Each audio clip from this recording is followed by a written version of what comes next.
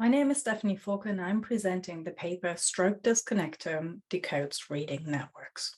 The innovation of written language is a pivotal hallmark in human history. Mastering reading and writing requires many years and the interplay of several cognitive and linguistic processes. Cognitive functional neuroimaging has been around for over 30 years and has shed light on the brain areas relevant for reading. Seminal work on the functional brain activations has shown that reading selectively activates bilateral temporal occipital areas, including the left visual word form area and right occipital areas. However, reading proficiency modulates a more comprehensive left hemisphere language network, suggesting that literacy acquisition is tapping into the extended language circuitry in the brain. This network includes the left temporal cortex, premotor, and supplementary areas. The inferior frontal gyrus harboring Broca's area has been associated with various linguistic processes, including phonological segmentation, syntactic processing, and unification. Literacy, therefore, requires a network of language processing, auditory, and visual regions to interact.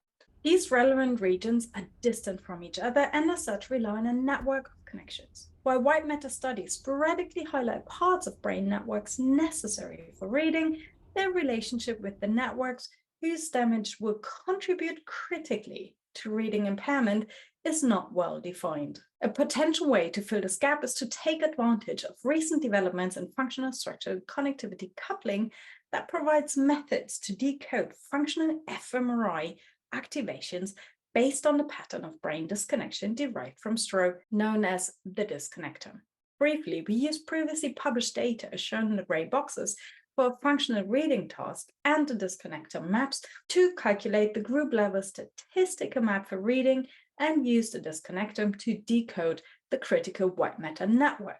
The reading task activates the bilateral network of regions in the frontotemporal occipital lobes and subcortical areas. Mapping the profiles of disconnections identified reading clusters in the occipital lobe centered around the vertical occipital fasciculus and another white matter cluster located in the short U-shaped fibres connecting the precentral to the middle frontal gyrus. A typical lesion was identified with a disconnection profile that could explain 33% of the variance in the reading task. Accordingly, this lesion will likely disconnect the white matter pathways feeding into the activation pattern of reading. The lesion most predictive of a reading deficit impinges on the left temporal occipital and inferior parietal gyri. Such a lesion should be considered as rare, occurring in less than 1% of the stroke population, and may explain the rare occurrence of pure alexia in stroke.